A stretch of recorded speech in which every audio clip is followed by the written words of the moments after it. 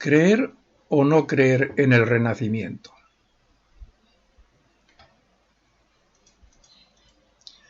Hasta hace pocos años, la mayoría de las personas no creían en el Renacimiento.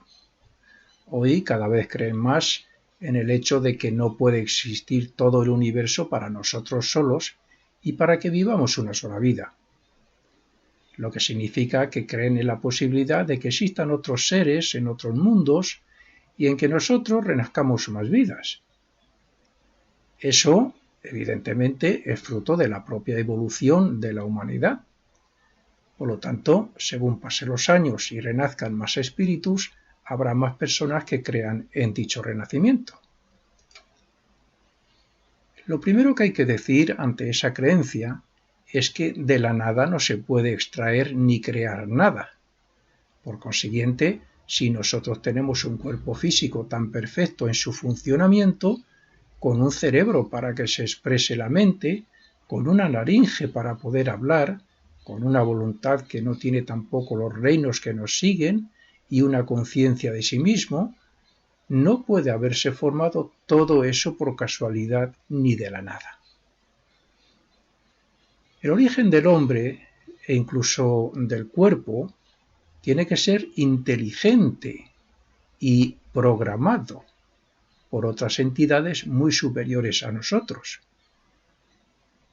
Tampoco se ponen a pensar estas personas incrédulas de dónde o cómo surge la vida que aparentemente es como la del vegetal y el animal, pero que en nosotros está mucho más desarrollada y perfeccionada en su expresión de los cuerpos.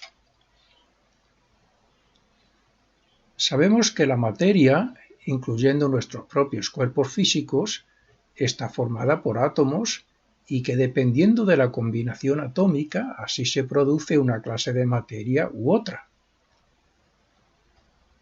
Pero, sea cual sea la clase de materia que formen los átomos, es materia muerta, lo que significa que la vida va aparte de la forma física, como podemos ver en el momento de la muerte, cuando la vida abandona el cuerpo físico.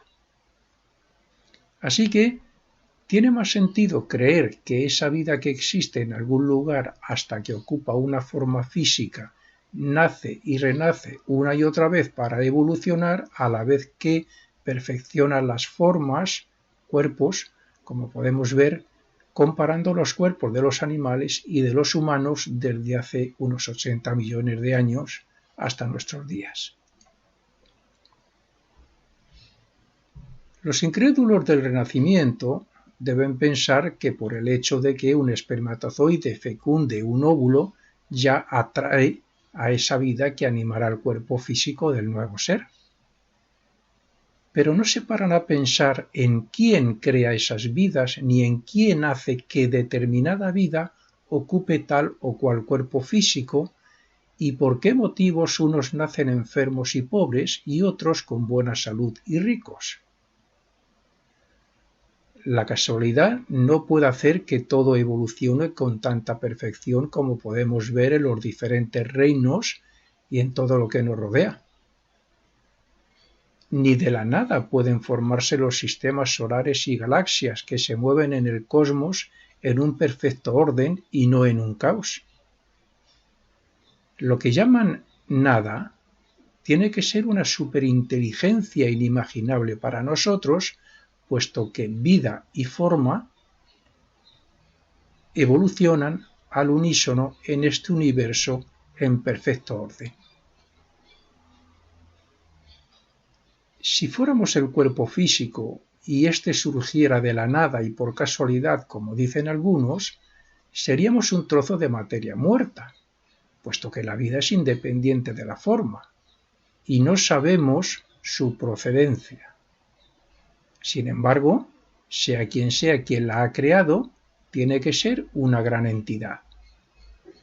Y si es así, como no puede ser de otra forma, no somos el cuerpo físico, ni puede existir esa nada, ni esa casualidad como lugar de procedencia.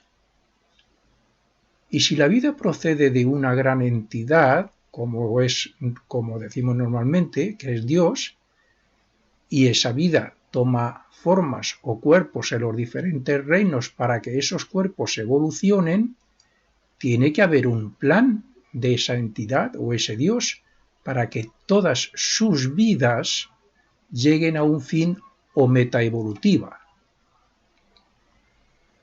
De hecho, es la vida divina la que, al utilizar formas físicas, perfecciona dichas formas a la vez que ella evoluciona. ¿Podemos pensar que el ser humano, la Tierra o el sistema solar han nacido por casualidad y sin un orden establecido ni un plan para que la evolución les lleve a una determinada perfección? Naturalmente que no, porque la historia de la humanidad demuestra que el origen de todo tiene que ser inmensamente poderoso e inteligente. ¿Podemos creer en otros mundos? Si la vida entra en la forma, en los cuerpos, y la habita durante cierta cantidad de años para luego abandonarla y desaparecer de la vista física, significa que se va a otro mundo, que normalmente llamamos el mundo de los muertos. Y lo mismo ocurre con la vida que se incorpora a un nuevo cuerpo cuando comienza a formarse en el vientre de la madre, aunque al poco tiempo muera. Esa vida tiene su propio mundo, como la materia de los cuerpos y formas físicas tiene su existencia en el mundo físico. Y si la vida que se expresa en el cuerpo de un humano es capaz de evolucionar a través de las experiencias voluntarias y conscientes, tiene que tener grandes diferencias con las vidas que se expresan en cuerpos vegetales o animales. Lo que significa que las vidas que habitan los cuerpos de un reino no pueden habitar otros de reinos superiores, ni lo contrario, porque no han evolucionado tanto. Cada vida ocupa los cuerpos físicos que le corresponden según su desarrollo espiritual. Al igual que los niños van a la clase que les corresponde según su edad y grado de conocimiento que tengan y que le permitan obtener nuevas enseñanzas. Si todo surgiera de la nada y de la casualidad, todo sería un caos, puesto que en la nada no hay inteligencia ni sabiduría como para crear el universo. No existirían los sistemas solares, sino que serían, con todos sus planetas, como una chatarrería donde todo está en desorden y mezclado. Lo mismo ocurriría con nuestros cuerpos, porque si no hubiera una evolución basada en un plan divino, serían cuerpos deformes, monstruos y cosas vivientes raras. No, todo está programado y calculado para que la vida divina evolucione a través de las formas físicas. La perfección de los cuerpos, el desarrollo de la voluntad y de la conciencia junto con la moral y lo espiritual no han podido alcanzarse partiendo de esa nada ni de la casualidad y mucho menos de la forma física formada por simples átomos. Los propios átomos muestran inteligencia al orbitar de una forma u otra o al unirse o rechazarse. Y algo parecido ocurre respecto a los planetas, a los sistemas solares y a las galaxias, que se mueven y evolucionan dentro de un orden. Veamos lo que de verdad somos, aunque sea de una forma resumida. Decimos que solo existimos nosotros en el universo, porque nuestros ojos y nuestra conciencia no perciben nada más que las formas físicas y no otras invisibles que detectamos con otros medios. Hace muchos años, cuando se descubrió o se creó el microscopio, pensábamos más o menos lo mismo, pero descubrimos que en nuestros propios cuerpos y en otros que existen infinidad de vidas microscópicas. No hay que hacer nada más que coger un poquito de saliva y analizarla en el microscopio. Hace no muchos años que ya tenemos los medios para ver las auras de las formas y más concretamente las de nuestros cuerpos, que varían según el estado anímico y emocional sobre todo. Algunas personas no ven nada, otras ven lo normal, como la mayoría, y otras incluso ven más allá de lo normal, alcanzando a ver a personas que han pasado al más allá, lo que normalmente llamamos muertos o fantasmas. Todas las antiguas culturas y religiones han dejado constancia de que hay un mundo más allá donde están los muertos y otro donde hay ángeles y jerarquías. ¿No es suficiente motivo para creer en otros mundos que nuestros ojos no perciben, como tampoco perciben las ondas de radio o de satélites que hay en el espacio, y en que lo que llamamos muerte es el abandono del cuerpo de esa vida o espíritu?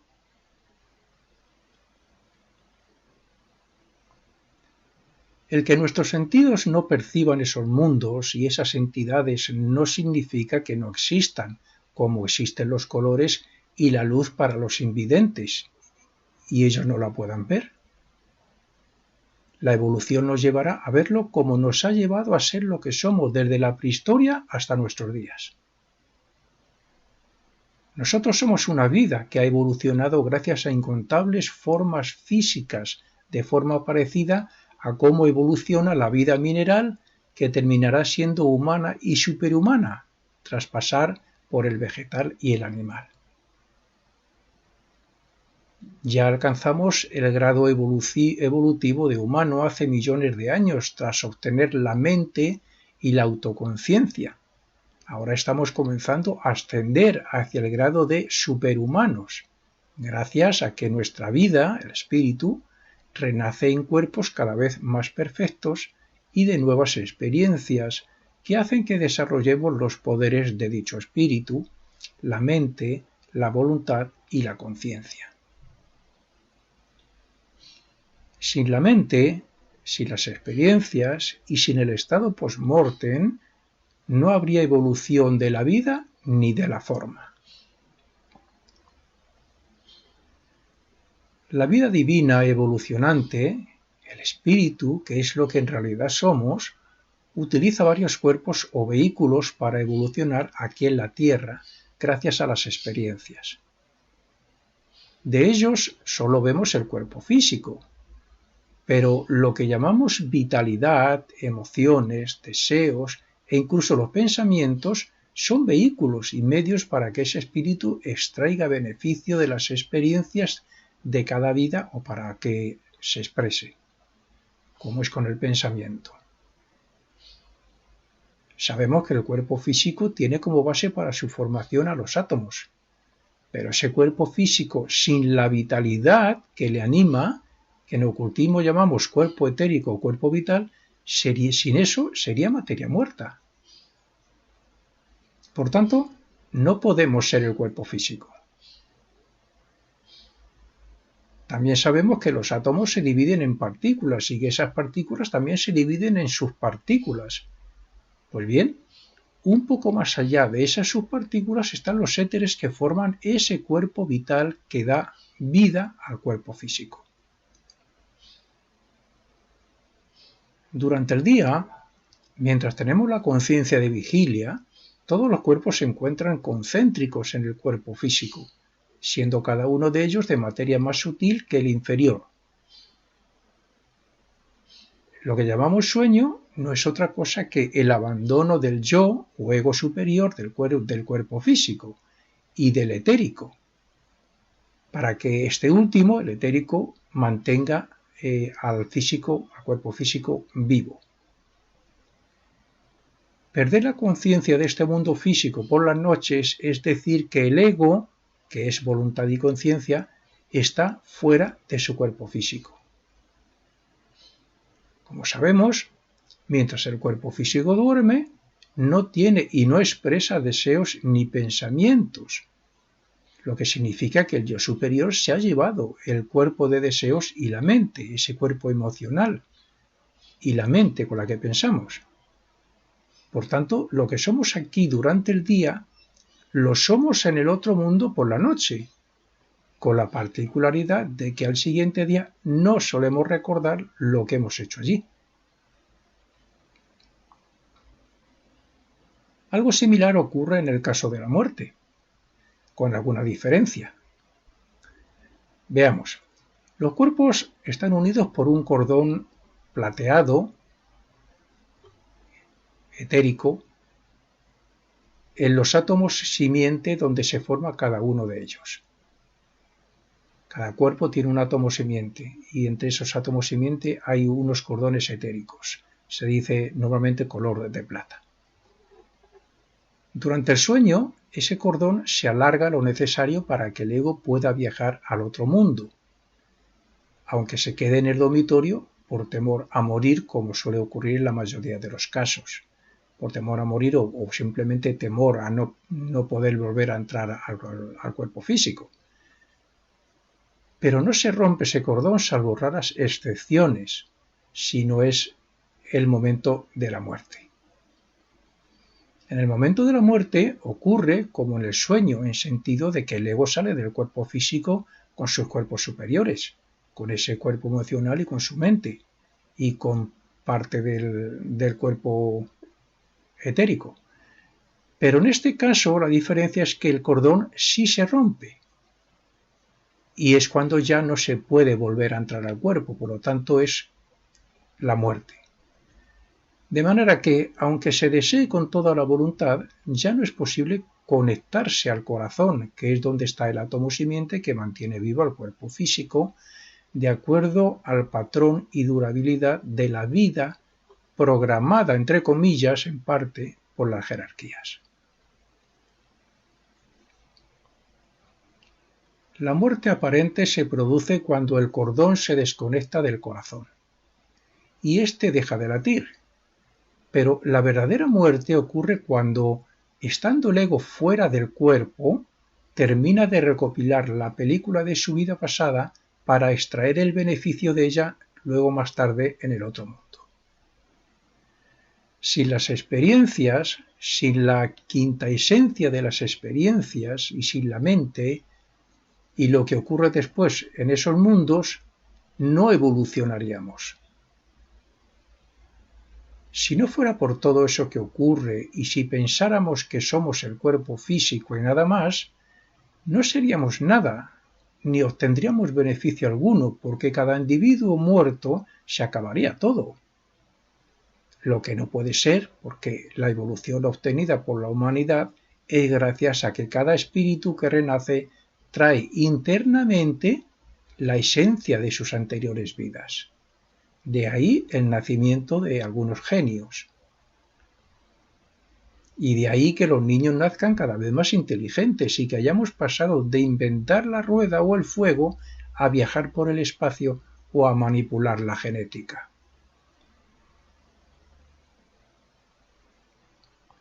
La muerte tiene que existir para obtener un cuerpo físico nuevo, al igual que cambiamos de ropa, y porque en ese estado post-mortem desarrollamos la conciencia del bien y del mal y los poderes del espíritu. Si solo tuviéramos un cuerpo físico y solo una vida, sería terrible porque terminaríamos pidiendo a gritos morir por tener que aguantar un cuerpo enfermo y viejo y porque consideraríamos la vida como una cárcel. Se renace cada aproximadamente 1000 años, porque la Tierra ha cambiado lo suficiente como para que las experiencias sean nuevas, y se renace en diferentes sexos por lo mismo, por la misma razón, y con unos años determinados. Así se evoluciona vida tras vida, haciendo vida activa y muerte de recuperación y reprogramación. Quien no cree en nada de esto se encontrará con una gran sorpresa al comprobar que fuera del cuerpo físico, en ese más allá, está más vivo que antes, sin sentir el paso de los años ni la enfermedad. Sin embargo, tendrá una vida post-mortem muy diferente a la mayoría, porque al no creer en que somos un espíritu y en otra vida más allá, se encontrará solo, aburrido y casi con una vida monótona. porque allí lo que nos rodea lo creamos nosotros mismos de acuerdo con lo que pensamos, con lo que creemos, con lo que somos.